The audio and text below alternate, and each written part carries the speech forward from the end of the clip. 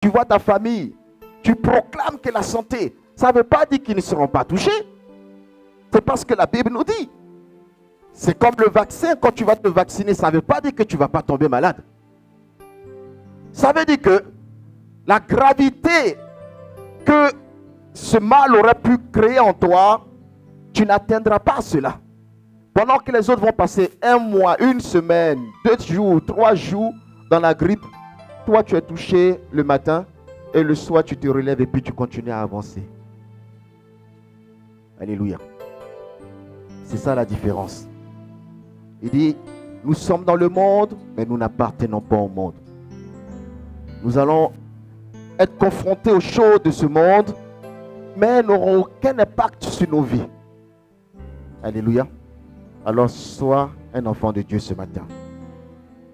Aujourd'hui, j'aimerais qu'on parle de quelque chose dont nous n'avons pas vraiment l'habitude de parler. Et moi-même, je n'aime pas trop en parler, mais le Seigneur m'a un peu parlé ces derniers temps aussi. Je ne sais pas pourquoi, il m'instruit beaucoup ces derniers temps sur ce qui est vrai. Et aujourd'hui, j'aimerais voir la vérité sur Satan, le diable. Et quelles sont ses limites? Parce que généralement, nous lui attribuons trop d'importance. Dis avec moi, trop d'importance. Aujourd'hui, vous voyez, on a beaucoup de nos frères qui ne sont pas là. Vous savez pourquoi? Parce que dans la semaine, nous n'avons pas pris le temps de prier pour que tout le monde puisse se trouver ici. Alors nous avons concédé au diable la vie, les âmes de certains de nos parents. Alléluia. Mais si nous avions pris le temps de révéler la vérité sur le fonctionnement du diable à nos frères, à nos sœurs, tous les dimanches, il n'y a personne qui va manquer. Alléluia. Et souvent dans nos discussions, tout ce qui arrive de mal dans le monde, à qui nous l'attribuons? Honnêtement. Au diable. Est-ce que c'est faux? Est-ce que c'est faux? Et souvent même, ce qui arrive aux chrétiens, qui n'est pas dans le sens que nous souhaitons, nous disons que cela vient du diable. Et dans nos causeries, dans nos discussions, toutes les fautes, c'est le diable. Tout ce qui est mauvais, c'est le diable. Bizarrement, ce qui est bon, ce n'est jamais le diable. Alléluia. Alléluia. Vous êtes d'accord avec moi? Mais il y a une chose que nous oublions très souvent, c'est que l'Éternel est Dieu. Et si tu ignores la vérité, tu te charges d'une vérité, je pourrais dire, imaginaire. Et comme la vérité en elle-même, elle est subtile, parce que selon la position dans laquelle tu te trouves, selon ce que tu attends, tu fais d'une parole ta vérité ou pas. Vous comprenez qu'on peut même utiliser la parole de Dieu pour justifier même des actes qui sont malsains. On est d'accord? Alors ce matin, j'aimerais qu'on puisse un peu voir ensemble une vérité sur le diable, ou la vérité sur le diable. Et à la fin, nous allons voir quelles sont réellement les limites du diable, son influence dans nos vies. Et quand tu sortiras d'ici, tu comprendras beaucoup de choses. Alléluia. Souvent, on voit des hommes qui sont arrêtés, et puis quoi qu'on dise sur le diable, ça ne les effraie pas. Et puis, il y en a aussi qui sont arrêtés et disent qu'ils ne sont pas effrayés, mais en fait, ils sont déjà, il y a longtemps, ils sont sous l'emprise du diable. J'aimerais qu'on voit tout cela et qu'on comprenne réellement de qui il s'agit quand on parle de Satan. On va ensemble rapidement prendre le livre de Chroniques. 1 Chronique. Où je vais y aller. Vous allez noter. Vous allez le lire à la maison. Ça va être plus simple. D'accord. Donc le livre de 1 Chronique à partir de ce chapitre 21. 1 Chronique, son chapitre 21, vous allez le lire. Ensuite, vous allez lire le livre de Job. Je vais vous donner les livres, comme ça, vous pourrez le voir après pour qu'on puisse rentrer dans le vif du sujet. Le livre de Job, à son chapitre 1 jusqu'à son chapitre 2, vous lisez. Et ensuite, vous allez prendre par la suite le livre de Zacharie 3, que vous allez lire aussi. Voilà. Mais que je vais vous donner. Voilà. Donc, nous allons nous rendre compte d'une chose. Que le diable, en fait, on parle du diable, on voit dans la Bible, dans l'Ancien Testament, on voit vraiment qu'on parle du diable en quatre fois, réellement. Où le nom du diable est véritablement, le nom de certains est véritablement cité. 4 fois dans la Bible. Dans la Genèse, avec Adam et Ève, où il y a eu la tentation.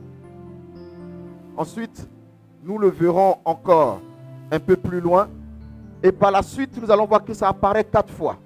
Mais dans l'Ancien Testament, on ne nous parle pas réellement de qui est le diable.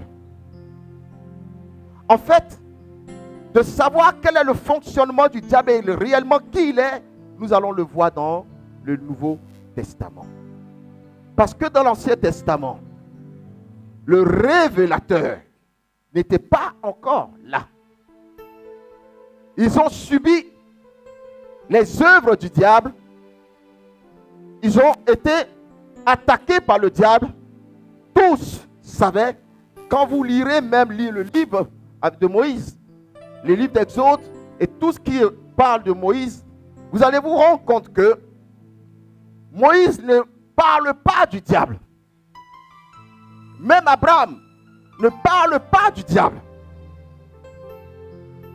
Parce que la notion ou la connaissance de Satan leur était inconnue. C'est au fur et à mesure qu'on avance, même quand vous verrez Josué et tout ça, la notion leur était inconnue. Pour eux, c'était un ennemi. Quand même ils étaient attaqués par d'autres peuples, pour eux, c'était l'ennemi. Et donc, ils se référaient toujours au Dieu puissant. Ils n'avaient pas la connaissance du diable. Même quand Dieu donne la loi à Moïse, le peuple d'Israël n'a toujours pas la connaissance de ce que les interdictions qui sont dans la loi, c'était justement pour empêcher le diable de rentrer dans leur vie. Ils n'en avaient pas la connaissance. Pour eux, c'était la loi que Dieu met en place pour avancer, pour être juste devant Dieu. Alors que la loi que Dieu leur avait donnée, c'est pour éviter que le diable ait quoi que ce soit en eux pour les accuser. Alléluia. Est-ce qu'on me suit? Alors la notion même du diable, de Satan, que nous aujourd'hui, nous connaissons, à l'époque de l'Ancien Testament, ils n'avaient pas la même notion que nous. C'est la grâce de Jésus qui est le révélateur, qui nous a révélé l'existence du diable. Alléluia. Alléluia. Alors, qui est-il vraiment? Qui est-il? Ce homme-là dont nous voulons parler aujourd'hui. La Bible nous dit que le diable s'est décliné sur plusieurs formes. Et comme c'est un imitateur, parce que le premier rôle du diable, en fait, c'est imiter Dieu. Ce que le diable s'est fait, c'est d'imiter Dieu. Mais imiter Dieu sûr que vous avez vu que dans le thème que je donne, on dit quelles sont ses limites. Donc, il n'imite pas Dieu dans toute la dimension de Dieu. Alléluia. Donc, il a des limites. Le diable, la première faculté qu'il a développée, c'est d'être imitateur. Pourquoi? Parce que le diable veut paraître comme Dieu. Alors nous comprenons que quand le diable veut paraître comme Dieu, c'est parce que tout simplement, le diable veut que toi et moi, ceux qui ne connaissent pas qui il est, le prennent comme Dieu. Son but, c'est que tu te trompes dans l'adoration du véritable Dieu. Au lieu d'adorer Dieu, il imite Dieu et t'amène toi à l'adorer. Donc quand on parle d'imitateur, ça veut dire que les caractéristiques de l'imitateur du moins, c'est de faire de sorte que celui qui t'écoute ait l'impression de voir l'original. Qui connaît un peu ces Zemmour, non? Celui qui fait les imitations. C'est comme ça qu'il s'appelle, non? L'autre là qui est à la télévision. Canteloup, sois béni. Moi je l'écoute. Parce que souvent il imite des personnalités. Et quand on ne montre pas son visage, tu as l'impression qu'en fait, c'est Macron qui parle. On a l'impression que c'est tel ministre qui parle. On a l'impression que c'est tel acteur qui parle. Et pourtant, ce n'est pas l'acteur qui parle. C'est un homme qui a étudié sa façon de parler, sa façon de prononcer, qui a travaillé ses cordes vocales pour donner le son d'une autre personne. Le diable, c'est la même chose. Étant donné qu'il était au ciel avec Dieu, il a étudié comment Dieu fonctionne. Il a étudié ce que Dieu pense des hommes. Il a étudié aussi les hommes parce qu'il était là à la création de l'homme. Alors qu'est-ce qu'il fait? Il imite Dieu.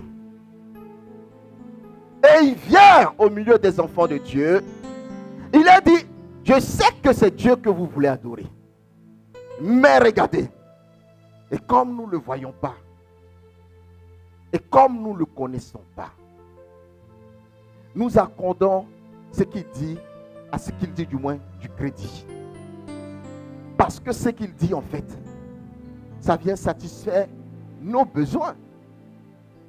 Et comme Dieu veille à ce que nos besoins soient satisfaits, quand il nous présente quelque chose, nous croyons que c'est Dieu qui nous l'a présenté.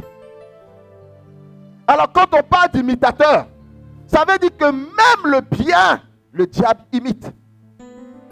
Tu dis pas amen avec moi. Même ta joie, le diable imite. Même tes projets que tu as présentés à Dieu, il est capable d'imiter et de les donner. Son but, c'est que tu l'adores.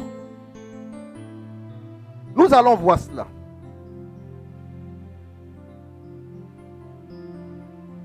Les noms qu'on attribue généralement au diable vont nous révéler le caractère du diable. Parce que souvent nous disons les noms du diable, mais nous ne savons pas en vérité ce que cela signifie. C'est comme les noms qu'on attribue à Dieu. Jéhovah Jireh, El Gibor, El Shikenu, Jéhovah Rapha, Jéhovah Nissi, Oh Adonai, El Gibor. Quels que soient les noms que tu attribues à Dieu, révèle le caractère de Dieu. En fait, ces noms-là, que vous, ou que le chrétien, dans sa généralité, appelle les noms de Dieu, ne sont pas des noms en vérité. Ce sont des attributs. C'est à chaque fois que Dieu s'est manifesté quelque part, selon qu'il s'est manifesté, de la façon qu'il s'est manifesté, celui pour lequel Dieu s'est manifesté dans sa langue lui a attribué un nom qui correspond à la manifestation qui a eu lieu. Mais ce n'est pas le nom de Dieu. Puisqu'il nous a dit que nul ne peut dire le nom de Dieu. C'est pour ça que les Juifs font symboliser le nom de Dieu par des lettres qui sont quasi imprononçables. Alléluia. Vous voyez? Et quand tu veux connaître Dieu, quand tu lis, parce que ce sont les témoignages qu'on donne de Dieu qui révèlent qui est ton Dieu. Alors le diable imitateur va comprendre aussi que il faille que lui aussi présente à l'homme des caractères qui vont lui l'identifier. Mais comme le chrétien ne prend pas la peine de regarder dans la Bible et de chercher réellement qu'est-ce que cela signifie, alors nous ignorons non seulement le caractère de Dieu, et puis nous ignorons aussi le caractère de celui qui risque de l'imiter et nous induit en erreur. Alléluia. Si quelqu'un connaît le prophète Ephraim et que le papa dit bien ici, parle avec cette personne et imite la voix du prophète Ephraim, imite le gestuel du prophète Ephraim, et on cache simplement le visage et puis on le met comme on fait souvent on met des ombres qui bougent et puis on dit, ma fille Esther, est-ce le prophète Ephraim qui est là? La voix est pareille, la démarche est pareille. Mais Esther, qui connaît le prophète Ephraim, qui connaît les caractéristiques qui identifient le prophète Ephraim, va regarder, va écouter, va regarder la marche de l'homme qui est là. Et puis il y a quelque chose qui va lui dire, il manque quelque chose qui identifie le prophète Ephraim. Donc je ne crois pas que ce soit le prophète Ephraim qui soit là. Aujourd'hui on s'amuse dans les mariages à cacher le visage de l'épouse. Et puis on dit à l'époux, voici 4 femmes qui sont ici, il faut choisir ta femme. Du moins, il faut identifier ta femme. Alors l'homme se trouve très embêté pour celui qui n'a jamais pris la peine de regarder sa femme, n'a jamais pris la peine même d'observer. Il est très embêté. Puis les gens qui font ça souvent, ils sont tellement vicieux, ils mettent une femme qui a la même corpulence que ta femme. Comme ça, même là, on va voir la vérité. Alors le monsieur se promène, il tourne, il regarde, il tourne, et puis on lui dit, hey, tu n'as pas le droit de toucher maintenant si tu ne veux pas toucher la femme de quelqu'un d'autre. Mais il faut que tu observes et que tu reconnaisses ta femme dedans. Et puis l'homme tourne, il tourne, il tourne. Et puis un moment arrive, il dit, elles ont tous la même corpulence. Elles sont habillées quasiment toutes pareilles. Mais moi, ma femme que je connais, il y a une chose que toutes les femmes ne peuvent pas avoir. Cette chose-là, je l'ai remarqué. Et j'ai regardé une fois un mariage comme ça. Et le monsieur, ils ont fait tellement le jeu, ils ont habillé les femmes de la même façon. Et quand il s'est approché de sa femme, il dit, c'est celle-ci. On dit pourquoi? Il dit son parfum. Alléluia. Le diable est imitateur. Tu crois au diable parce que tu ne connais pas ton Dieu. Mais quand tu connais ton Dieu, il y a quelque chose que tu vas identifier dans l'imitateur qui va te rappeler que ton Dieu n'est pas comme ça.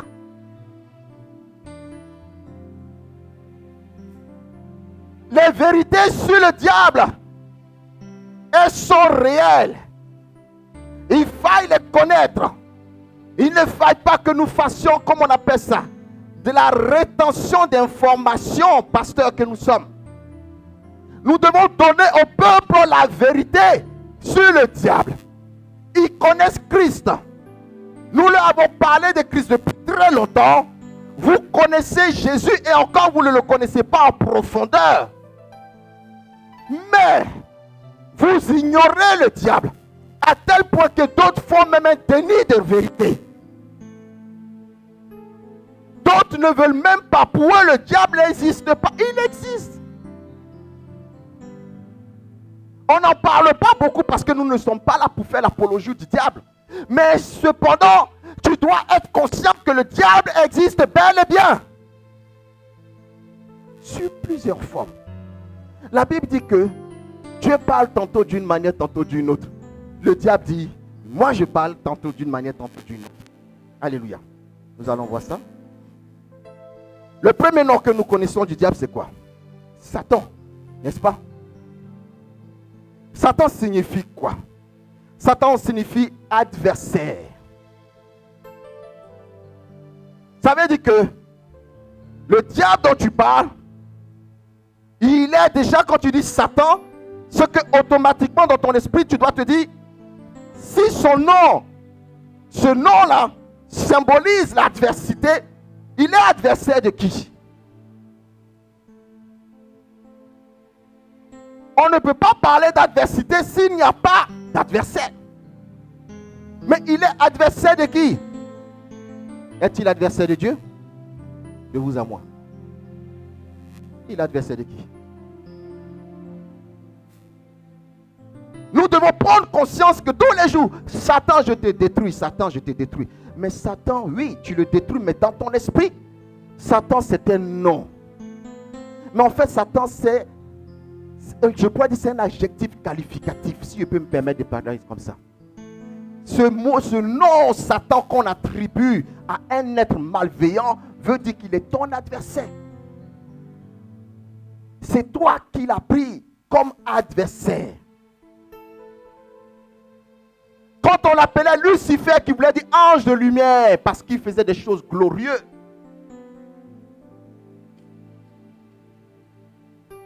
Lucifer, parce que Lucifer veut dire l'ange de lumière. Satan veut dire adversaire. L'ange de lumière parce qu'il était dans le ciel et il n'avait pas d'adversaire. Sa rébellion vis-à-vis de Dieu et le fait que l'Éternel te rende lumière. Quand il dit nous sommes la lumière du monde, la place de Satan t'a été donnée. Automatiquement, tu deviens adversaire de Satan. Est-ce qu'on se comprend un peu ce matin? Est-ce que tout le monde est réveillé bien ce matin? Nous combattons les choses que nous ne comprenons pas. Nous le faisons contre des choses que nous ignorons. Ça ne porte pas du fruit parce que pour nous c'est le nom de quelqu'un. Non, c'est une révélation de quelque chose. Alléluia. Ensuite, nous voyons encore que il a plusieurs noms et ça vous pouvez le voir. On va aller, je vais vous donner des versets dans lesquels vous pouvez voir que Satan est notre adversaire. Vous pouvez voir ça dans le livre d'Apocalypse. Apocalypse 12, verset 10. Notez.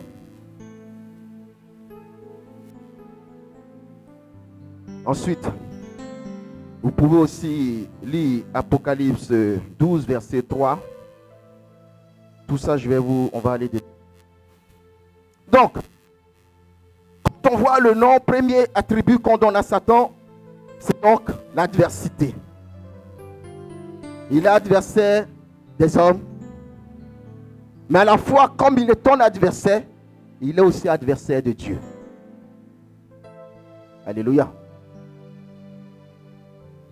Sa nature fait donc qu'il est toujours en opposition. Et comme le plan de Dieu pour ta vie, c'est que tu sois heureux, s'il est en opposition, quel est le plan du diable pour ta vie? Comment? Vous comprenez? Le plan du diable pour notre vie, c'est que nous soyons malheureux. Et pourtant, ce qu'il va te présenter, c'est ce que tu attends de la vie.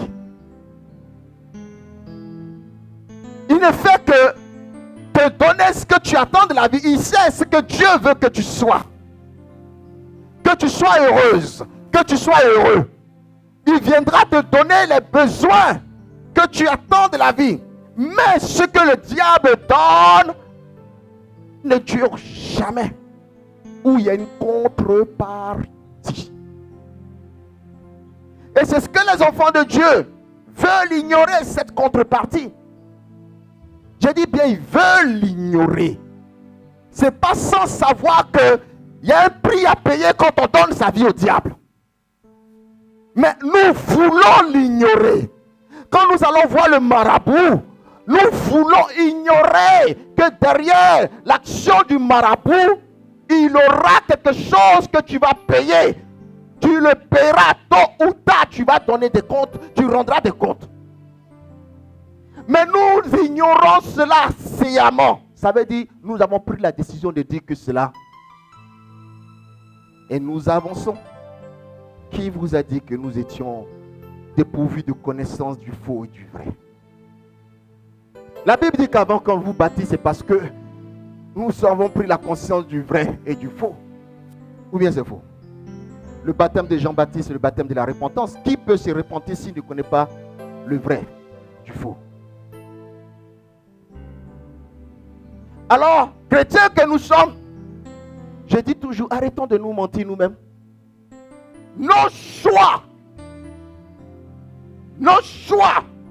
sont dictés par notre désir de vouloir posséder. Parce que le plan que Dieu te met, c'est un plan pourvu d'épreuves. Donc, à chaque fois que tu réussis une épreuve, cette épreuve est sanctionnée par une élévation, par un gain, par une bénédiction. Mais le diable n'a pas besoin de t'éprouver parce que son objectif, ce n'est pas que tu grandisses. Son objectif, c'est que tu sois malheureux. Alors il te donne, et tu continues à croire que tu es béni. Alors voici des chrétiens qui amassent des biens sur la terre. Ils amassent des biens sur la terre. Mais pour Dieu, c'est que tu gagnes le paradis. Pour le diable, c'est que tu restes sur la terre dans l'enfer. Alléluia. Alors amasser les biens sur la terre rapidement, sans Jésus, sans discerner si ces biens viennent du diable ou de Dieu. Et parce que ce sont des biens, je dis qu'automatiquement ça vient de Dieu. Parce que c'est ça. Dans la conscience collective, tout ce qui est bon vient de Dieu forcément. Alors qu'on oublie que le premier caractère du diable, c'est l'imitateur, le falsificateur. Il a donné la pomme dans le jardin. Qui a donné? Dieu. N'est-ce pas? Mais il a aussi dit que cette pomme ne touchez pas. Mais qui vient encore donner la pomme? Dieu a donné la pomme. C'est-à-dire spirituellement, il a donné la pomme. Il a donné la connaissance de ce qui est la pomme.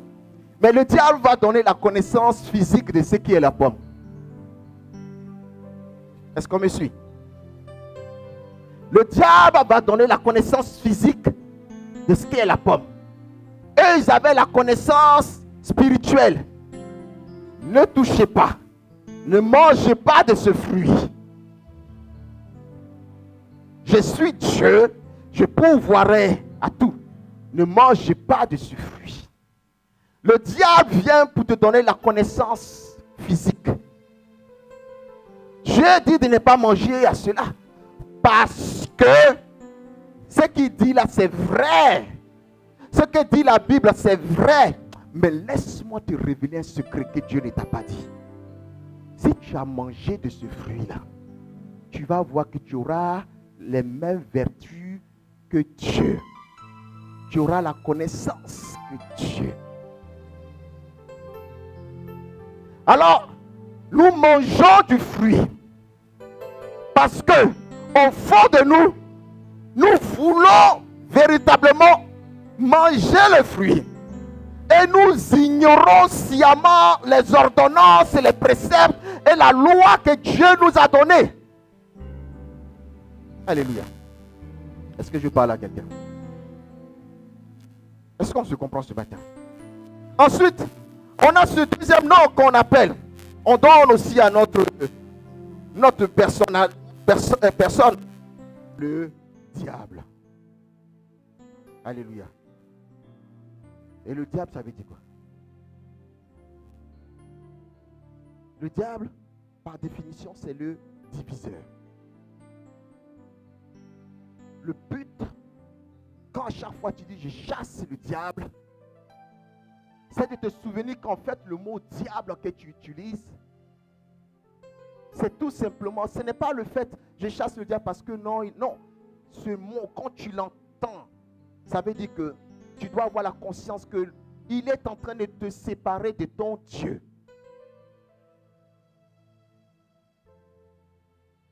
Il te sépare de ton Dieu. Le diable signifie le diviseur. Et non seulement il te sépare de ta famille, il te sépare de Dieu lui-même, il te sépare du plan que Dieu a établi dans ta vie. Est-ce que je parle à quelqu'un ce matin? Alors nous nous levons, je détruis le diable, sans aucune connaissance de ce que ça veut dire le diable. Et vous voulez avoir de l'impact. Tu veux avoir de l'impact dans tes prières, mais tu n'as aucune notion de ce que tu dis. Il faut connaître tes adversaires. Il faut connaître ce qu'ils utilisent pour te détruire.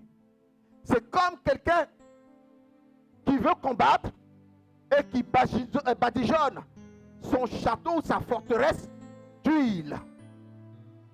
Vous savez qu'à l'époque, on mettait de l'huile et puis on le renversait sur nos adversaires. Alors, il met sur sa forteresse de l'huile. Alors que son ennemi là-bas a compris qu'il a de l'huile et que la stratégie qu'il utilise très souvent, c'est de mettre de l'huile et quand ils arrivent, il va embraser l'huile. Mais alors moi, si je suis l'ennemi, quand mon adversaire n'a pas pris la peine de me tuer, de savoir est-ce que je possède une bichette d'allumettes au moins, qu'est-ce que je vais faire? Je vais embraser son mur avant même que j'arrive pour le déstabiliser. La connaissance de qui nous parlons, de qui nous combattons, est nécessaire quand on est enfant de Dieu.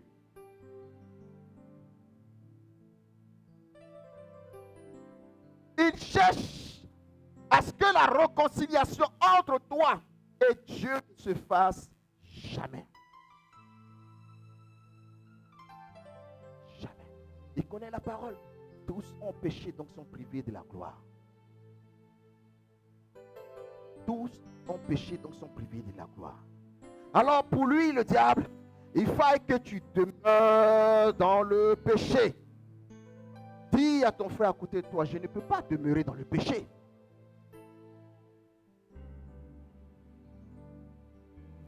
Tu ne dois pas demeurer dans le péché. Parce que le but du péché, c'est de te séparer de Dieu. Alors quand tu vis dans le péché, que tu dois prier pour te séparer du péché, tu n'invoques pas Satan, qui est imitateur. Ce que tu vas dire, du moins tu ne vas pas aller contre le mot, là, le symbole, ou bien excusez-moi, l'adjectif qualificatif qui est Satan, qui parle de l'imitateur. Mais tu vas aller contre cet adjectif-là, qui donne ce pouvoir de te diviser de ton Dieu. Alors quand on parle du péché, on doit dire, je chasse le diable. Est-ce que je parle à quelqu'un? C'est vrai que peut-être pour vous, mais écrivez, c'est pour ça que je dis d'écrire, ça va faire de l'ordre dans votre esprit. Et votre façon de prier va changer. La force du chrétien, c'est qu'il sait ce qu'il dit. Parce que chaque mot qui sort de ta bouche doit trouver une vérité quand elle sort. Si elle ne trouve pas une réalité, elle ne peut pas s'appliquer à cela. C'est vrai ce que je suis en train de vous dire. Pour certains, ça peut être un peu, mais ça change quoi? Que je dise Satan, que je dise Belzébuth, que je dise ceci, cela. Ça change quoi? C'est la même personne. Cependant, les actions les noms ou bien les attributs que tu utilises n'ont pas le même impact. Et si ta prière, c'est pour te débarrasser du péché, c'est-à-dire te rapprocher de Dieu, que tu utilises un autre attribut, ce n'est pas possible. C'est comme les Juifs, étudiez un peu la parole. Quand ils veulent invoquer la grâce de Dieu pour une guérison, ils ne prient pas comment je pourrais dire ça, Elohim. Ils disent Jéhovah Rapha. Jéhovah Rapha, le Dieu qui guérit. N'oubliez pas que c'est un imitateur. Donc, tout ce qu'il fait, c'est de copier Dieu en bien ou en mal. Alléluia. Ensuite, nous l'appelons encore comment? Comment? J'entends pas. Le malin. Ma fille André, tu le connais très bien. Non, c'est pas péjoratif. Mais c'est bien de connaître son nom. C'est très bien de connaître le nom qu'il possède. Parce que ces noms-là te montrent réellement qui il est, ton adversaire, qui il est. Et quelle est son action, c'est-à-dire sa marche d'action dans ta vie. Nous avons vu qu'il imite, nous avons vu qu'il divise, nous allons voir encore un autre. Alors, quelquefois on l'appelle donc le serpent. D'abord on l'appelle le dragon. D'accord? Le dragon, ça c'est dans le livre d'Apocalypse qu'on voit ça, qui est aussi lié au serpent de mer, qu'on appelle généralement le serpent arc-en-ciel. Et vous savez pourquoi on l'appelle comme ça? Dites-moi, qui le Saint-Esprit peut aider ce matin? Je vais vous aider un peu.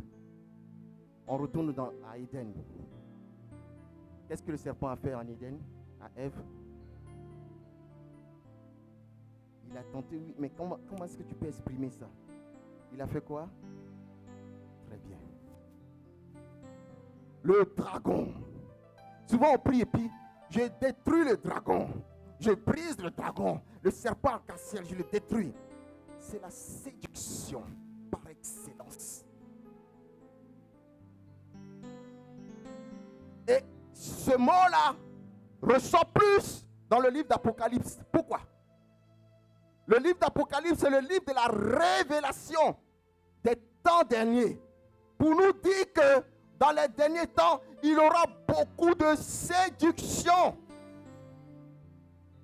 Il va séduire beaucoup des enfants de Dieu.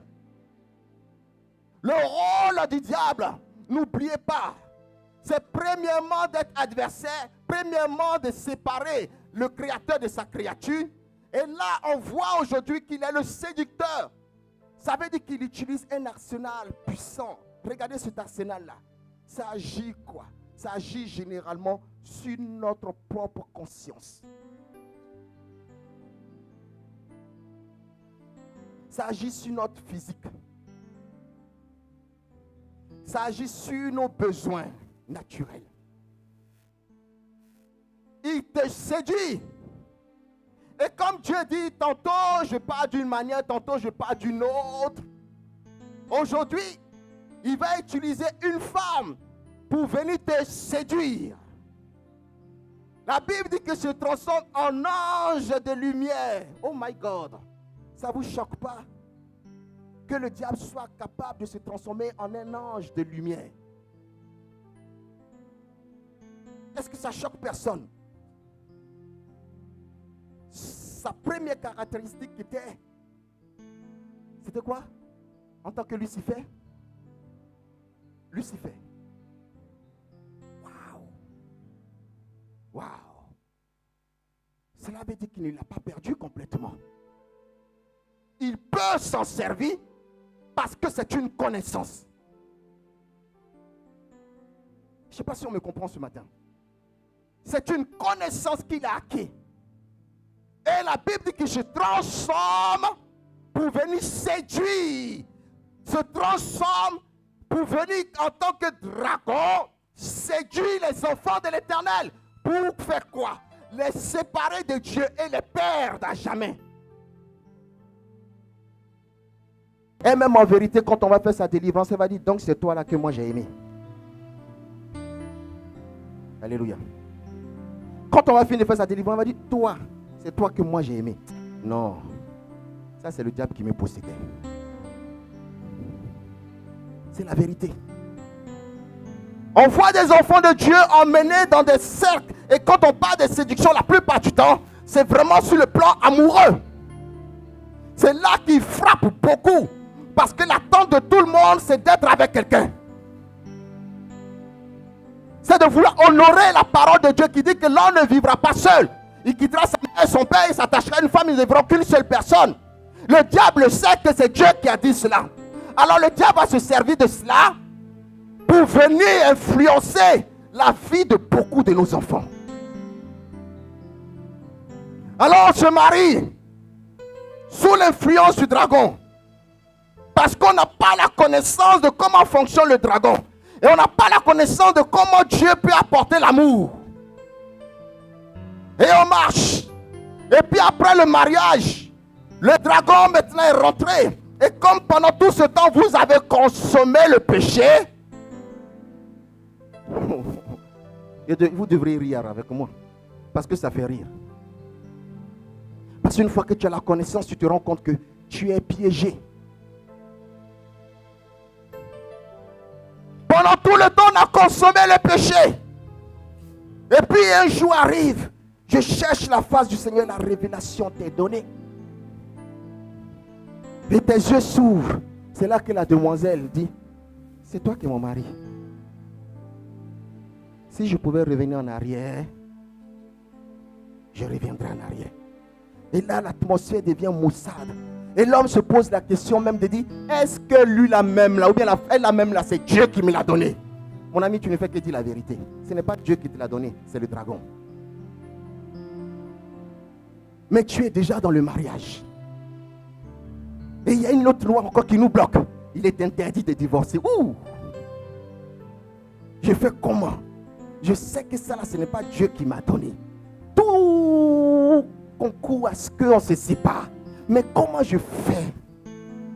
Parce que Dieu dit. Parce que là, tu as repris conscience. Et donc, tu veux respecter les ordonnances divines. Dieu dit, je ne peux plus me divorcer.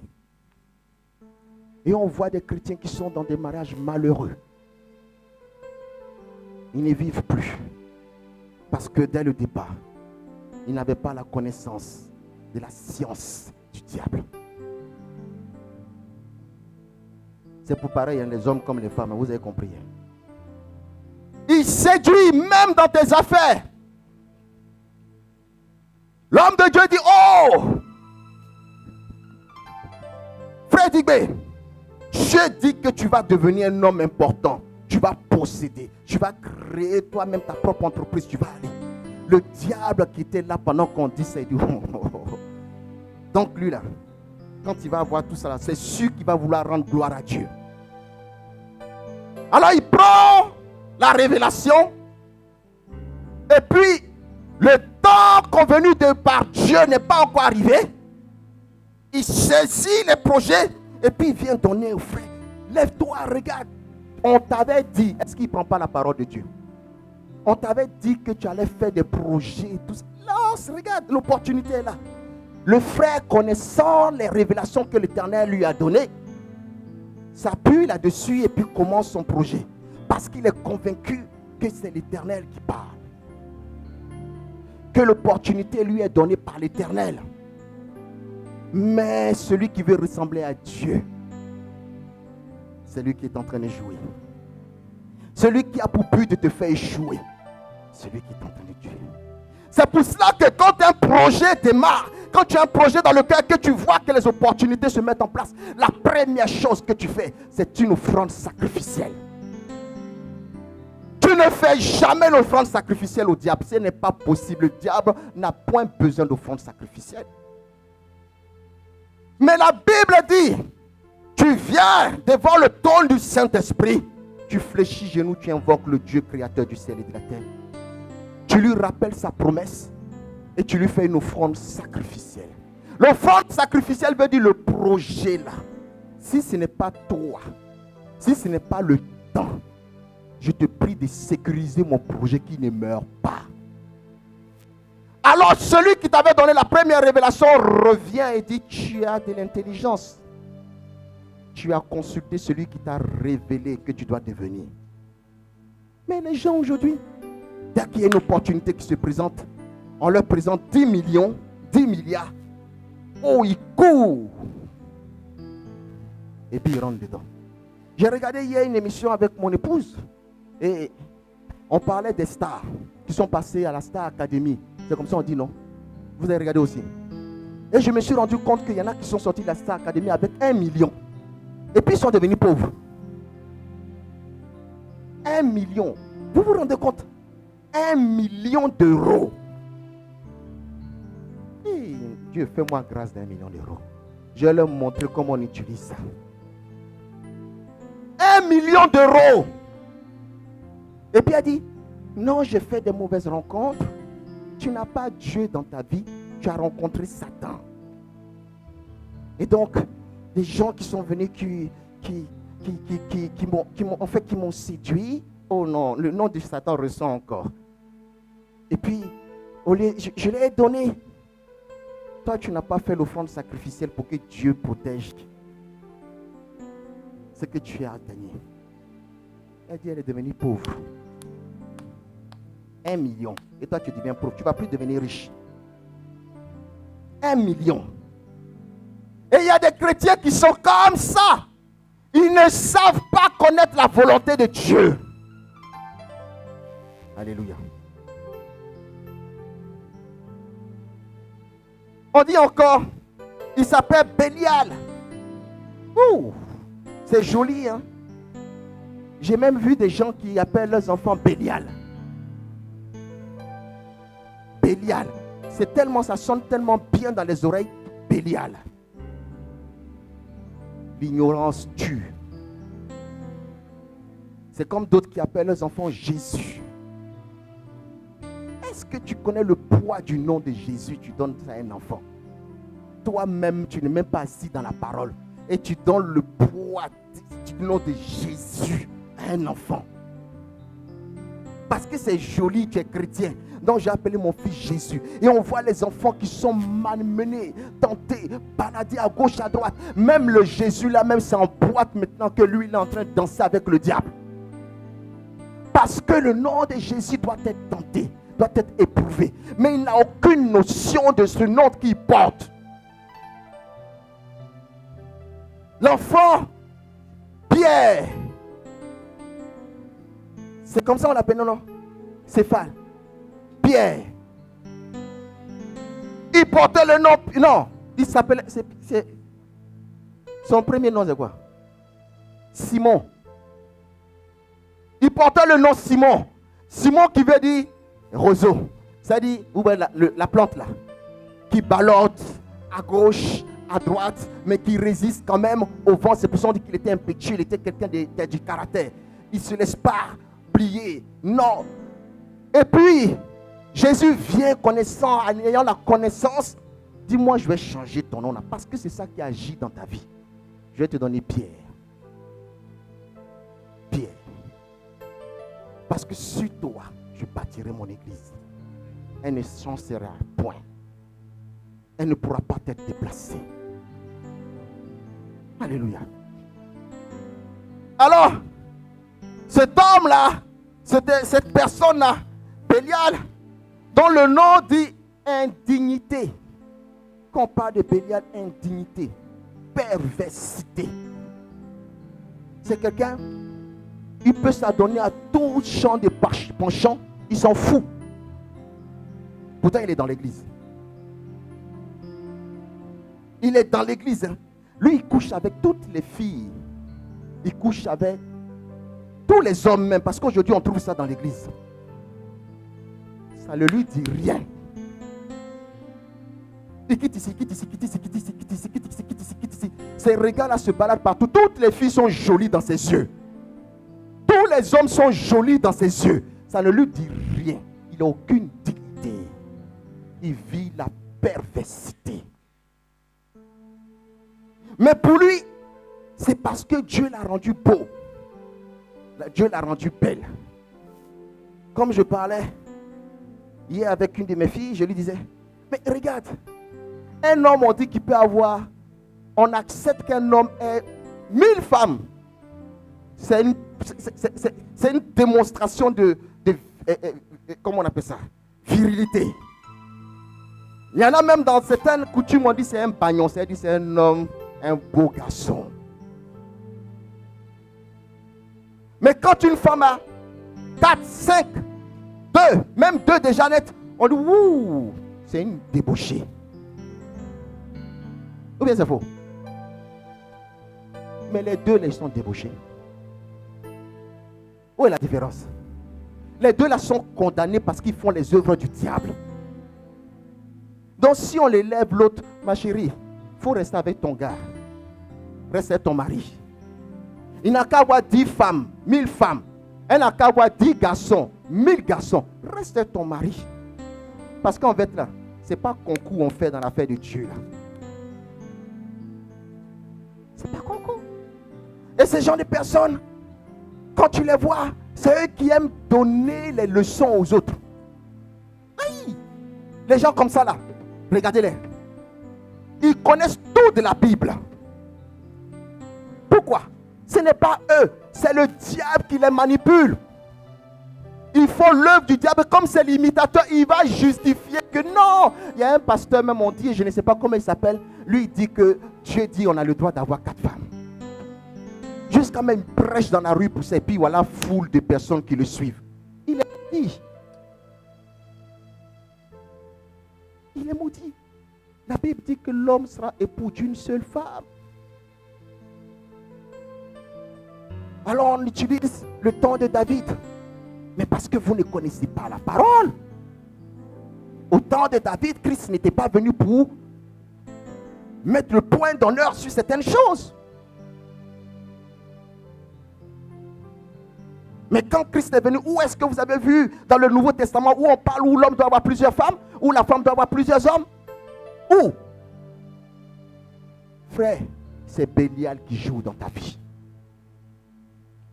Alors quand tu dois combattre cet esprit-là, attaque-toi à Bélial. Parce que tu es sous la domination du caractère. Tu dis pas amen avec moi. Ensuite, on a Belzébuth. Waouh. Dis avec moi Belzébuth. Là même, c'est dans cet aspect-là qu'on voit beaucoup notre ennemi commun. Belzébuth. Le nom là même est conçu même pour que ça te fasse peur. C'est pareil que quelqu'un devant lequel tu te trouves, qui est tout le temps en train de te mentir, le jour que tu le revois, tu as peur même de ce qui va sortir de ta bouche, de sa bouche. Ou bien c'est faux? Qui aime rencontrer un menteur? Souvent on le voit au loin là-bas, oh lui là, je connais sa langue. Hein. Je sais que tout ce qu'il va venir nous dire là, c'est des mensonges. Belzébuth veut dire menteur, mensonge. Alors quand vous voyez ton frère ou ta soeur qui a ce langage dans la bouche, c'est qu'il est touché par la tribu Belzébuth. C'est un menteur. L'esprit Belzébuth est en lui. Alors quand tu dois chasser une telle personne, tu ne vas pas mettre ta main sur sa tête pour dire Satan sort. Belzébuth, au nom de Jésus, sort. Et il obéit. La Bible dit que vous allez vous chasser les démons. Vous ne les connaissez même pas. Il y a un monsieur qui tombe par terre. Il est saisi par un esprit d'épilepsie. Les disciples de Jésus n'ayant pas la connaissance, ils viennent chasser au nom de Jésus. Démon sort. Esprit. Comment il s'appelle l'esprit? Et puis l'autre dit, Pierre dit, peut-être que c'est, je ne sais pas. Jean, c'est quel esprit? Bon, écoutons, on va chasser tous les esprits. Au nom de Jésus, esprit qui est dans ce corps, sort. Puis tu regardes. Mais la Bible dit que quand Jésus est descendu, il a regardé l'homme. Il a identifié ce qui joue dans sa vie. Il dit, esprit mauvais d'épilepsie, sors à cet instant bien précis. Et comme je vous ai dit dans le commencement, nous avons les caractéristiques divines. Mais il faut les utiliser à bon escient. Le diable connaît qui tu es. Et quand tu ordonnes au bon esprit, il est dans l'obligation d'obéir à la parole d'un enfant de Dieu. Est-ce que je parle à quelqu'un? C'est pour ça qu'il est important de connaître Christ, mais il est encore important de connaître ton ennemi. Alors encore. Notre fille nous a parlé tout à l'heure de l'homme on appelle le malin. Dis avec moi le malin, comme c'est notre fille qui a dit ça. Et vous savez ce que ça veut dire le malin? Hein? Le malin, c'est tout simplement quelqu'un avec qui tu marches. Vous marchez ensemble, vous êtes camarades. Tout ce que vous faites là, quand toi tu es avec lui, toi tu fais avec le cœur. Tu veux tout faire avec le cœur. Mais en fait, il est à côté de toi. Mais en fait, tout ce que tu fais, quand tu réussis, il n'aime pas. Il n'aime pas, mais il rit avec toi. Il te sourit même, à tel point que toi tu crois que, en fait, il est content pour ta réussite. Mais en fait, il n'aime pas ta réussite. Il est là. Vous êtes là. Oh, ma chérie, j'ai rencontré un homme. Il dit, il m'aime. Il veut m'épouser. Elle dit, hey, Dieu t'a béni. Et puis dans son esprit, elle dit, regarde-moi, c'est là. Si le monsieur là même te connaissait, il n'allait jamais te chercher à marier. Ah, on m'a appelé ici pour... J'ai un entretien demain. Je dois y aller. Vraiment, c'est un entretien très important. Ah, ma chérie, ou bien mon pote. C'est ça, non? Prie pour moi. Moi, je ne parle pas de ceux qui sont dehors. Je parle des chrétiens dans la maison de Dieu. Alors, il est là. Ouh! Non, au nom de Jésus, ça a marché. Mais dans son esprit, comme sa langue parle, mais son esprit n'est pas connecté avec ce que sa langue dit. Lui, il est en train de parler, mais pour moi, ça a sorti quand? Le malin, sa signification spirituelle, c'est le méchant. Le méchant. C'est quelqu'un qui est méchant. Il est là avec toi. Il manifeste la méchanceté en secret contre ta vie. Et ça, ils sont remplis dans nos églises. On dit, le pasteur interdit ceci. Il a entendu l'interdiction du pasteur. Il a souri au pasteur. Dès qu'on quitte là, il dit aux autres frères et sœurs, oh mais le pasteur a dit ça, mais attends. C'est de la méchanceté parce que tu vas perdre les autres. Pur et simple. Lui là, en fait, ses actions sont gratuites. C'est-à-dire, quand tu arrives au point du malin, c'est-à-dire qu'en fait, tu es tellement possédé par les autres esprits qui sont là maintenant, plus rien ne te fait quelque chose. Tu n'as pas de dignité. Tu ne crains plus Dieu. Tout ce que tu sais, c'est que Dieu existe. Alors, c'est parce que tu sais que Dieu existe que tu viens à l'église. Mais en fait, ton âme est possédée. Des gens formant des projets, ils tiennent le panier avec toi. C'est lourd. Et puis dans son esprit, il dit, hey, si seulement il pouvait trébucher, puis ça a quitté dans ma main, ça a cogné son pied. Mais en même temps, il te dit, fais attention, parce que c'est lourd. Hein? Alors pourquoi? Parce que son rôle, c'est de te convaincre que véritablement, ce qu'il est en train de te dire là, c'est vrai, tu le sais déjà que c'est lourd. Il vient dans ton foyer, tu es en palabre avec ton épouse ou bien avec ton époux. Oui, il te dit, franchement, viens, on va fléchir genoux, on va prier le Seigneur. Les hommes, ils sont tous comme ça. Ils sont tous, et tous, il n'y a pas un pour rattraper l'autre. Et puis toi aussi, comme tu n'as aucune connaissance de la méthode qu'il va utiliser le diable, il te dit même, voilà ce qui m'a fait, tu as commencé maintenant à tout dire. Entre-temps là, il faut laisser ton mari. Donne un an seulement, elle avec ton mari. Laisse ta copine, laisse ta femme. Donne un an seulement, on va te montrer que ta femme est belle. Et c'est quand maintenant quelqu'un d'autre prend ce que tu avais, c'est là que tu ouvres les yeux et puis tu dis, donc c'est ça là que j'ai laissé. C'est ça que j'ai laissé. Seigneur, qu'est-ce que j'ai fait? Maintenant, elle est dans son foyer, tu vas la convoiter. Tu te mets encore sur le signe du péché. Elle était à toi. Tu as dit tu n'en veux pas. Il était à toi, tu dis tu ne veux pas. Quelqu'un d'autre la convoite. C'est toi qui commences à dire. Il y a une chanson là qui dit ça, non? Comment vous appelez ça? Kérosène, c'est ça, non? Voilà. Excusez-moi, mais c'est une réalité. Quoi qu'on dise, c'est une vérité. Dieu vous donne quelque chose d'excellent. Mais tellement que tu es rempli de mauvaises pensées, tu n'as aucune connaissance, tu laisses ce que Dieu t'a donné d'important. Adam et Ève, un jardin, ils n'ont pas besoin de quoi que ce soit. Et Dieu, donne-moi, remets-moi dans le jardin. Ils n'avaient pas besoin de quelque chose. Regardez comment on travaille aujourd'hui.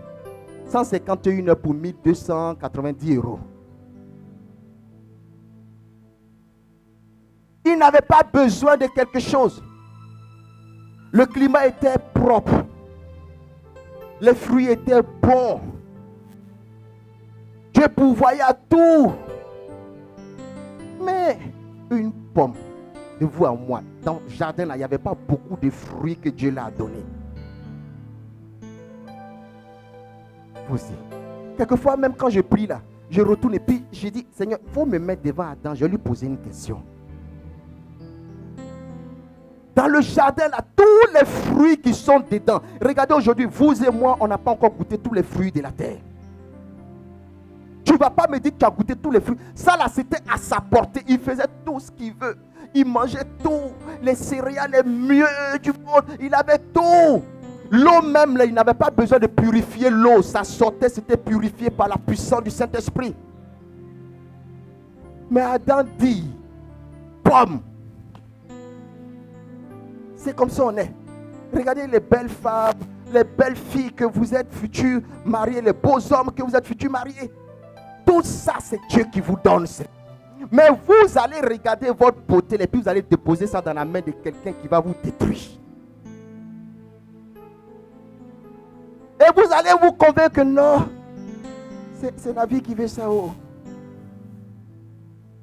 Alors que Dieu dit non, c'est une épreuve. Mon fils, comme moi je fais pour toi là, c'est une épreuve. Ça ne dure pas l'épreuve. Mais ça fait 1 an. Ça fait 2 ans. Ça fait 3 ans. Ça fait 4 ans. Ça fait 5 ans. Ça fait 6 ans. Ça fait 7 ans. Ça fait 8 ans. Oh non. Tu sais, il y en a qui ont fait 10 ans. Oh. Donc toi, tout ce qui est mauvais, c'est ce que toi tu veux mettre chez toi. Ton Dieu n'est pas capable de t'ouvrir les yeux. Parce que tu ne laisses pas Dieu prendre la place. Même quand tu rencontres quelqu'un, je vous dis une vérité, même quand tu rencontres quelqu'un, mais que tu laisses Dieu rentrer dans ta vie et que la personne n'était pas correcte, j'ai dit parce que tu laisses Dieu rentrer dans ta vie, à ton contact, la personne va changer. Mais qu'est-ce qu'il y a dans ton cœur? Qui domine dans ton cœur? Est-ce celui qui est capable de transformer? C'est pour ça que j'ai commencé tout à l'heure par le caractère des enfants de Dieu. Être capable de changer les choses. Qui est dans nos cœurs? Qui domine dans nos cœurs? Est-ce Dieu ou est-ce le diable? Si tu te dis que ce que tu vis, c'est naturel. Oui, le diable est naturel. Dieu aussi est naturel. Fait qu'on parle de naturel. C'est quelque chose en fait qui fait partie de notre existence. Dieu comme le diable font partie de ton existence. Alors ne choisis pas simplement la partie qui t'arrange et puis négliger l'autre partie qui te rappelle à la vérité ce qui est le diable dans ta vie. Alléluia. Je vais sauter les autres noms. Je vais faire qu'on puisse mettre la prédication sur notre WhatsApp pour que vous puissiez continuer. Je vais m'attaquer directement à une autre partie rapidement comme le temps avance.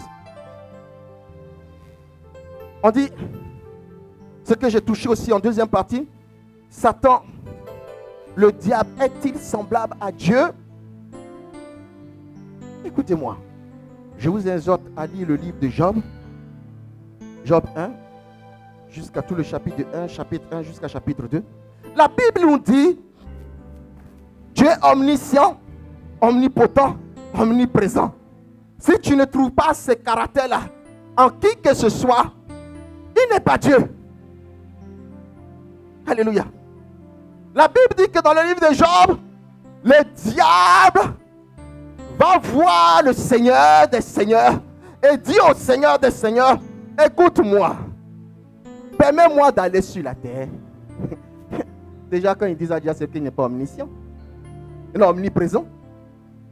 La Bible dit que Dieu est partout à la fois. Lui dit, laisse-moi aller sur la terre, je vais rôder. Du moins il vient dire, j'ai tourné sur la terre. Ça veut dire que le diable se promène pour savoir ce que tu as, ce que tu es. Pourquoi? Parce que tu n'es pas caché à ses yeux. Ceux qui sont cachés aux yeux du diable, ce sont ceux qui sont sous la couverture de la nouvelle alliance. Alors quand il tourne, il vient et puis il ne voit pas Madame Tapé. Mais j'entends parler de Madame Tapé, mais je ne la vois pas. Elle est où? Elle est où? Et le Seigneur dit, tu ne peux pas la voir parce qu'elle est sous mon alliance. Mon sang la couvre. Tu ne peux pas. Écoutez, il dit quoi? Il dit, j'ai sillonné la terre. Alors que la Bible dit que notre Dieu, il est omniprésent. Il est partout à la fois. Il est l'essence même de tout ce qui existe sur la terre. La Bible dit que la terre, le ciel sont dans les creux de sa main. Ce que le diable ne peut pas être partout, Dieu voit tout. Le diable ne voit pas tout. Il a besoin de venir. Mais qu'est-ce qui attire le diable? C'est le péché. C'est ton ignorance. C'est que tu n'as pas d'alliance. C'est ce qui fait que le diable peut t'identifier et venir vers toi. Alors on me dirait, mais comment est-ce qu'il est venu vers Job? Job était pieux. Mais regardez le comportement de la femme de Job. Est-ce un comportement d'une personne qui est pieuse? Qu'a-t-il déclaré? Qu'elle a déclaré à Job? Oublie ton Dieu. C'est le caractère de la femme de Job qui va attirer le diable dans la maison de Job. Alors il retourne et puis je dis, j'ai vu quelqu'un là-bas. Job là. C'est parce qu'il est riche qu'il continue à t'adorer. Est-ce que je parle à quelqu'un? C'est parce que tu l'as enrichi qu'il t'adore. Mais en fait, ce n'est pas Job qui a attiré le regard du diable. La Bible dit que ma maison et moi, nous louerons l'Éternel. Le problème du chrétien, c'est que lui, il loue Dieu, mais sa maison ne loue pas l'Éternel. On est en démocratie, donc il est libre de prier s'il veut, il prie, s'il veut, il ne prie pas. Et puis, on justifie ça. La foi, c'est Dieu, c'est personnel. La Bible dit que le salut est personnel. Mais oui, le salut est personnel. Mais tu es dans la même maison avec quelqu'un. Et toi, tu veux que le Seigneur couvre ta maison. Mais la personne avec qui tu vis ne prie pas Dieu. Regardez les couples comme ça, souvent il y a beaucoup de problèmes qui sont dedans.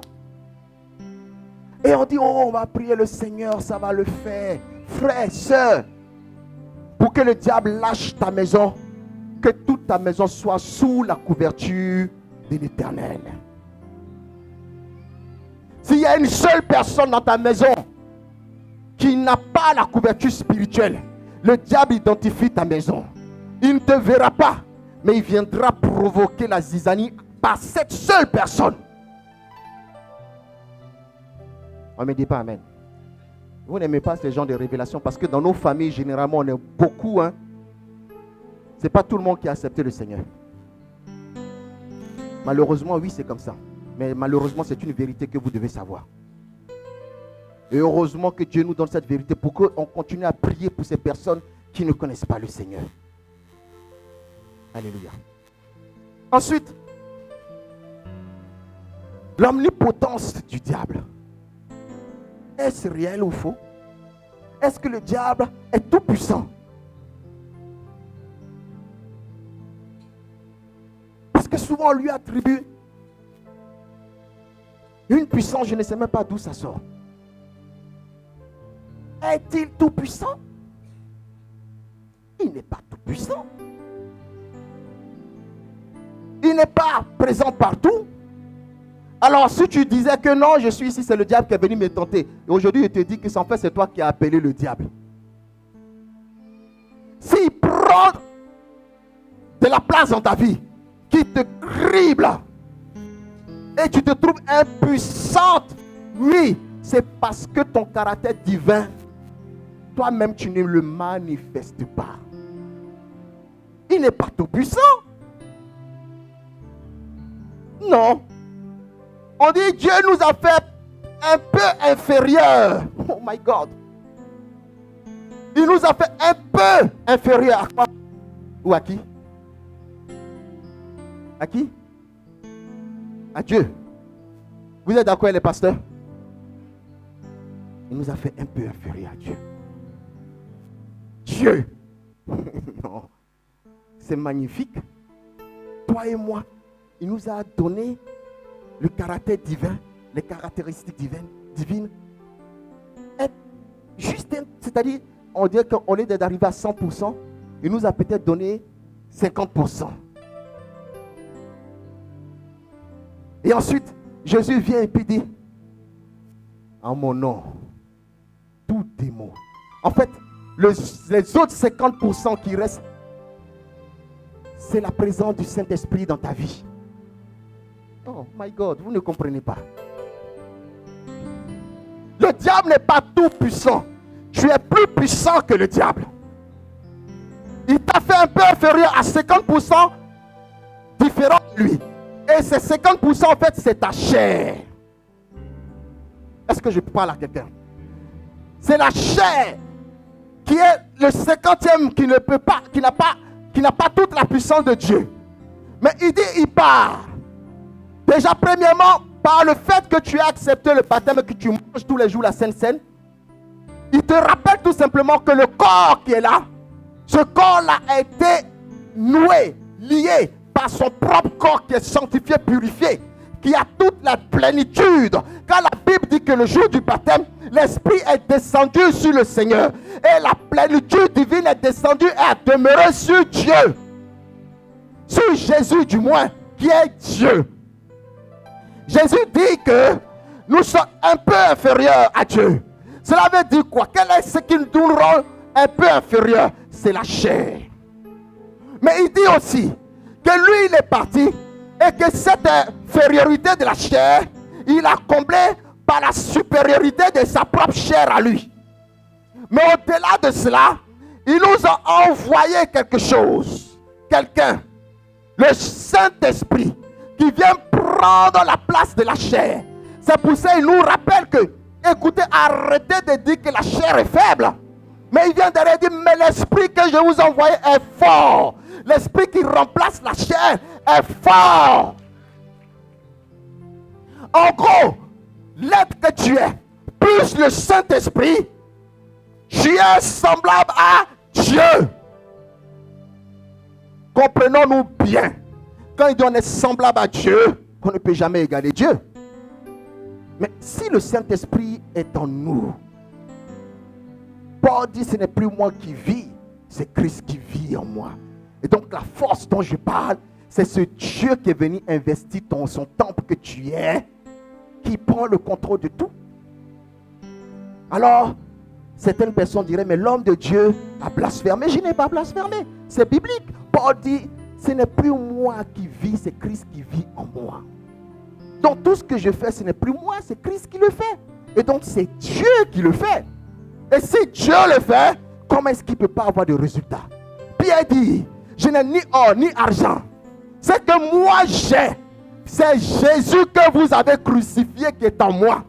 Lève-toi et marche. Ce n'est pas Pierre qui parle, mais c'est le Dieu qui est en Pierre, qui ordonne que les paralytiques se lèvent et les paralytiques se lèvent. Le diable n'a pas de pouvoir. Ses pouvoirs sont limités. Et laissez-moi encore vous dire, c'est nous qui accordons le pouvoir au diable. Parce que l'essence divine qui est en nous, c'est de ça que le diable se sert pour nous faire du mal. Pourquoi il y a des enfants de Dieu que le diable ne touche pas? Il a beau tout faire, mais son pouvoir n'agit pas. La preuve, Jésus dans le désert, il a tout fait, mais il n'y a rien à faire. Il a mis toutes ses armes en fonction, mais il n'y a rien à faire. Parce que Jésus est Dieu. Même dans la chair, il manifeste le caractère divin. Alors, si tu manifestes le caractère divin qui est en toi, le diable ne peut pas t'atteindre. Donc oui, le diable n'est pas aussi grand que Dieu. Le diable n'est pas omnipotent. Le diable est limité dans ses actions. Face à toi, c'est à toi de décider. Alléluia.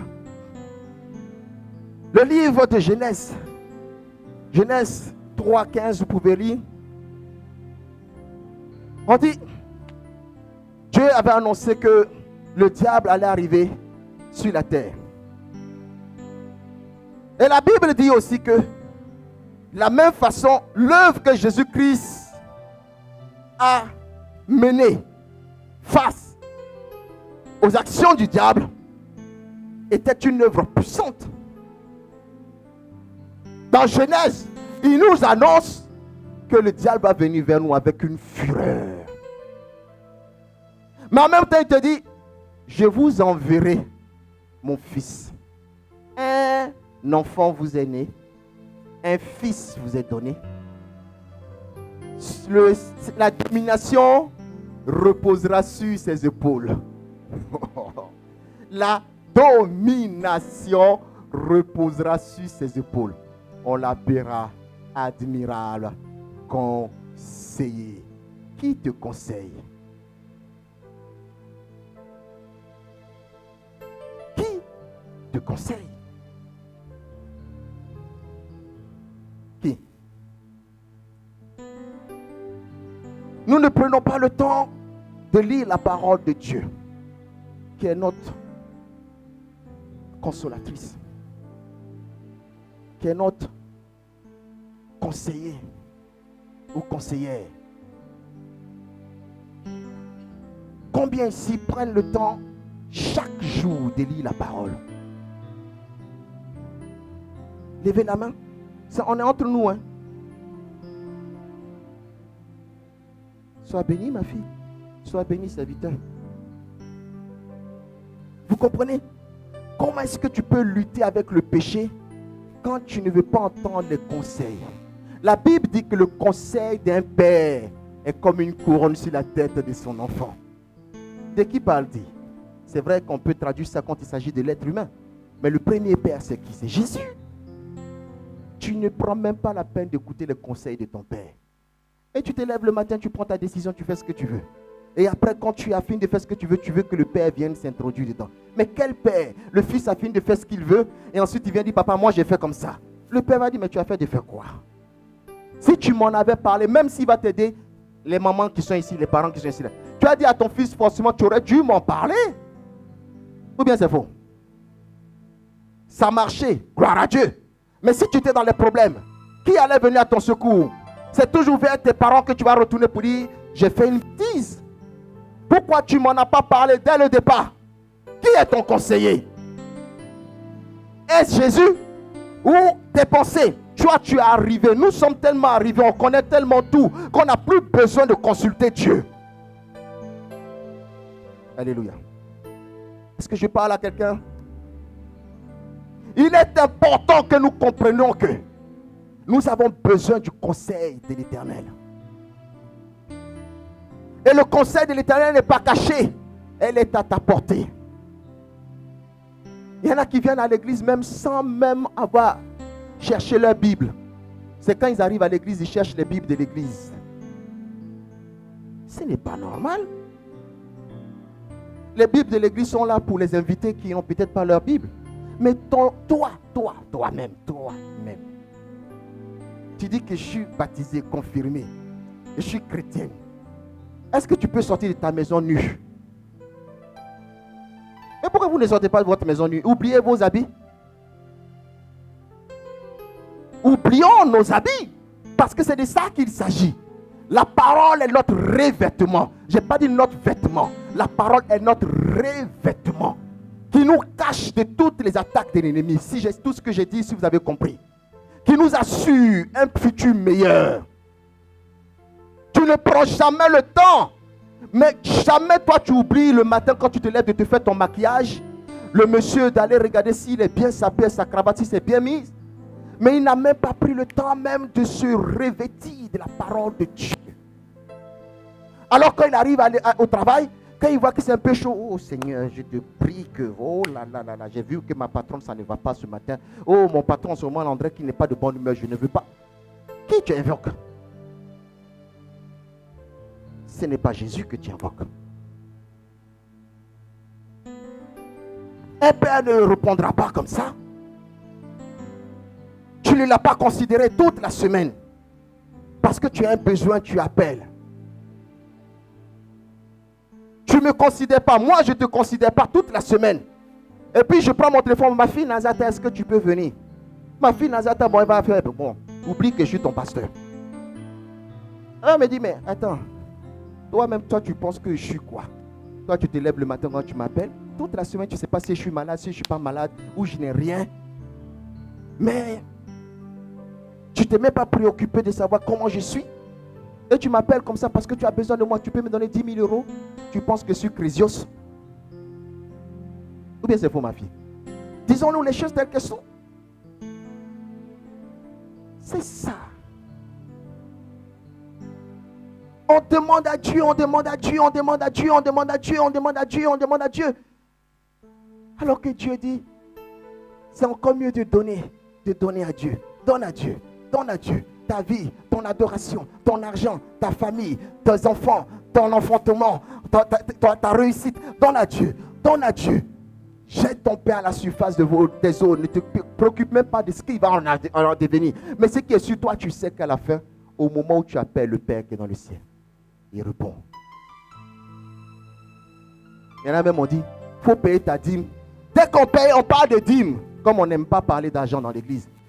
Dès qu'on parle de dîme, on est là, on fait réunion de dîmes. Hein. Dès qu'on parle de dîme, là, il y en a qui tapent un sujet là-bas. Au fait, hier, on ne devait pas voir ça. Quand tu appelles quelqu'un, il faut que tu payes ta dîme. On dirait que c'est un problème. C'est biblique. Quand on parle de péché, on dirait que c'est un problème. Mon frère, s'il ne veut pas parler de péché, c'est que lui-même il est dans le péché. C'est tout simple. Hein? Il dit, qui peut annoncer le nom de Jésus que celui même qui a reçu Jésus? Celui qui refuse de parler du péché, c'est qui vit le péché. Maintenant, il y en a qui font semblant, qui se forcent de parler du péché pour ne pas qu'on voit qu'ils vivent le péché. Quand tu parles de ça, toi, si tu as la révélation divine, tu sais que lui là, c'est un menteur. Est-ce qu'on se comprend? C'est Belzébuth qui agit en lui. C'est un falsificateur.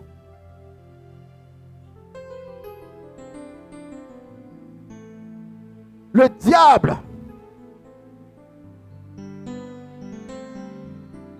ne peut pas nous détruire. Est-ce que j'ai essayé ce matin de vous faire connaître qui il est? Mais en même temps, je faisais un parallèle sur ce que vous êtes, ce que nous sommes. C'est bien d'avoir des moments de prière, de prêches qui sont dynamiques. Mais il est bien aussi de faire asseoir le peuple. Je vous assure que, je disais à mon épouse, je dis les gens sont paniqués à cause du corona. C'est normal. Alors qu'il y a pire qui est en train d'arriver. Alors quand ça va arriver, qu'est-ce que nous allons faire? Le monde attend avec un ardent désir la révélation, pas des hommes, pas des femmes, pas des terriens, pas des humains, pas des scientifiques, pas des chercheurs, mais des fils de Dieu, ceux qui ont le caractère de pouvoir changer les choses. Mais nous sommes endormis. Mais le mal ne peut que nous frapper. Où chaque église veut montrer qu'elle est. Le mal ne peut que nous frapper. On n'est même pas unis, alors que le corps de Christ n'a jamais été divisé. Tu fais un programme, tu invites des hommes de Dieu, des églises. Ce sont les hommes de Dieu seuls qui se déplacent parce qu'ils ont peur que leur peuple soit acquis à ce que tu dis. Mais c'est que ton peuple n'a rien compris. Le problème, ce n'est pas le peuple. Quel est l'enseignement que tu lui as donné? Connaissent-ils Jésus? Alors Paul vient faire taire tout ça. Il dit, mais qui est Paul? Qui est Silas? Qui est Apollos? Mais il y a un qui sème. Il y a l'autre qui récolte. Il y a un autre qui vient pour arracher les herbes. Mais tout ça, c'est pour la gloire de Dieu. Aujourd'hui, pendant que le diable est en train de cribler les enfants de Dieu, nous sommes là en train de leur prêcher la bénédiction. Mais cette même bénédiction qu'ils ont, ils n'arrivent même pas à la conserver parce qu'ils ignorent qui est Dieu. Est-ce que je parle à quelqu'un? Pour que tu puisses conserver ta bénédiction, il faut connaître qui est ton Dieu. Mais alors, tu es à l'église, quelquefois tu prêches, quelquefois tu enseignes, quelquefois tu chantes, quelquefois tu es responsable, quelquefois tu es disciple, quelquefois tu es appelé, quelquefois tu es fidèle, mais tu ignores. Ta fidélité, elle est vouée à qui? Changeons cela. Sinon, en vérité, dit Jésus, moi, Jésus, je vous ai donné le pouvoir de marcher sur les serpents et les scorpions. En vérité, vous êtes doté d'un pouvoir extraordinaire. Mais le diable veut nous faire croire qu'en fait, nous sommes des vases vides. Sans valeur. Mais tu es un vase de valeur. Tu es un vase de valeur. On va se lever dans la présence du Seigneur.